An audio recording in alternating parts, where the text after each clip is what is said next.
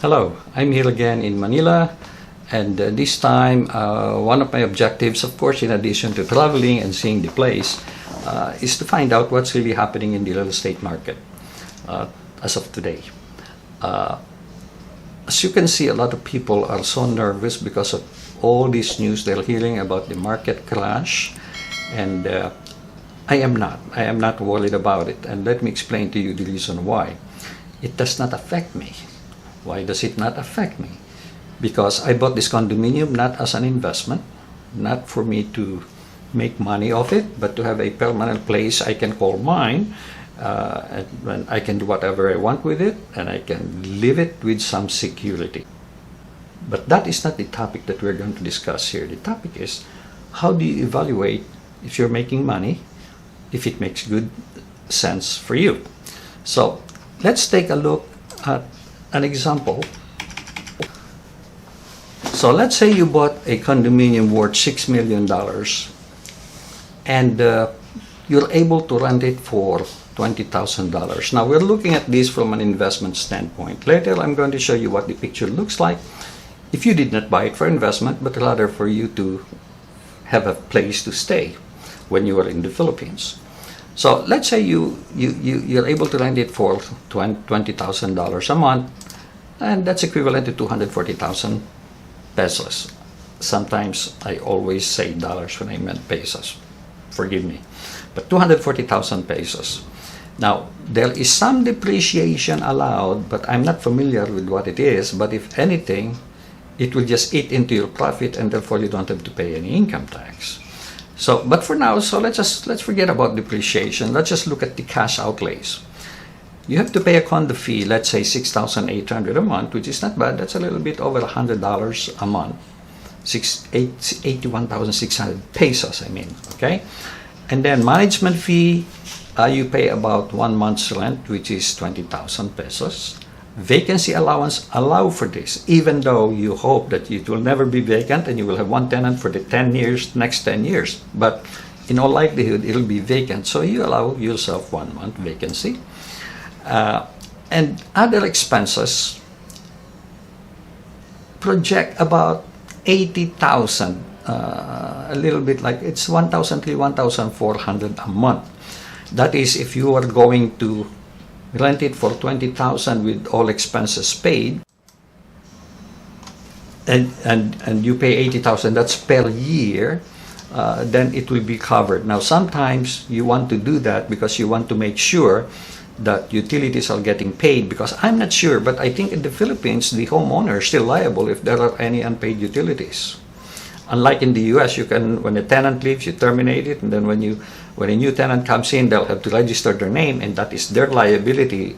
I'm not sure, but I think in the Philippines you are still on the hook for it. But as long as you are on the hook for it, I would pay for it and make sure that the tenant pays. Or if the tenant doesn't pay, that it is part of the 20,000 a month payment. Now, there is some rules here. If you're only renting maybe 1 unit condominium and the gross rent is so small, you don't have to pay that. But let's assume that you're paying for that. Let's assume that you are an investor with several properties and therefore you're bound by the VAT laws. Property tax, I estimated about 0.26% of the property value, 6 million. And one thing I noticed here, I already own this place for several years, and the property tax is not going up. So I don't know why that is. In the States, it always goes up every year. So the property tax is 15,600. So the pre-tax income that you have is 15,600 a month. That's all you're making. Now, what people say is it's okay because once I sell that $6 million property, I'm going to make a lot of money. So let's take a look at it. Let's say year after year, you're making 15,600 pesos. Now, my critics will say, it's impossible because everything is going to be going up. I'm trying to make this illustration as simple as possible. Let's assume that you will have some appreciation in expenses or increase in expenses, but let's assume that your increase in rent will cover that or maybe even exceed it a little bit. So, to keep things simple, because we're talking concept here. Let's just assume you'll make $15,600 for the next 5 years. Now, at the end of 5 years, at some point in the future, it will happen. You have to sell the property at some point. Let's say it goes up to 7.7 million. You will say, oh gee, that's too low. Well, I'm going to explain to you where that came from. The property, 6 million that you bought, assume an appreciation rate of 8%. You will sell it for 8.8 million. Now, 8% is a reasonable return. In some cases, you might make 10 or a little bit better than 10. In some cases, you may not. You may only make 4% or 3%, like what is happening today, if you make it at all. So the future value is 8.8 million, let's say. Okay. Now, you have to pay commission when you sell the property, and that's 440,000. You have to pay transfer tax, and that's, I assume, 1.5%, 132,000. Then you have to pay capital gains tax. The capital gains tax is not tax on capital gain. It's a tax on the sale, which means the 6% is applied to the sale value, just like sales tax or VAT. That's how it is here. In the US, you take the selling price minus the expenses, depreciation taken, and whatever is the, and then the amount of money you paid initially when you bought the property, when that is the gain that you had from the sale, and that gets taxed. Here, no, the top line gets taxed, which is the selling price. Okay, so you receive 7,700,000. Now, to compute your return, this is what you do. You invested 6 million, received 15.6, and a whopping 7.7 million. What is that equivalent to? On your return on your peso investment, 5.4, which is not bad. Could be better, but it's not bad, right? But the problem is this: we have not taken into account the exchange rate. When you bought this at 51, that means you invested $117,000 of your money. And then at the end of 5 years, the exchange rate is 58. You only receive 133. And of course, every year here, it changes too, okay? So, what is the return? 2.7%. Fairly low. Because if you invested the $6 million, you would have gotten maybe 4, 5, 6, or even better percentage in the stock market. Okay? So that's how you take a look at this. Now, one thing I cannot explain to you is how you calculate the return on this fluctuating number of cash flows. Okay? You can do this by getting yourself a financial calculator, or by doing a spreadsheet like this if you have the financial stamina to handle the programming. You can do this, and it's a lot easier because you just change one number and everything gets recalculated for you. Whereas in a financial calculator, you go through all this calculation, then you have to do a lot of inputs, and you have the risk of making a mistake in inputting it and giving you a wrong conclusion. Now let's take a look at this. Suppose you bought this thing for you to stay in it, which means you do not have rent. And this is what happens. Again, let's ignore depreciation. If anything, by the way, going back to what I was discussing when you were renting it, and I did not include depreciation, your depreciation could wipe out your profit. Chances are you will not have to pay any income tax. Okay, just the capital gains tax at the end of the year and all those expenses related to the disposal of your property. Now, you still have to pay a condo fee. You still have to pay other expenses or utility bills. You still have to pay real estate tax. So every year you'd be paying $177,000 instead of collecting $240,000.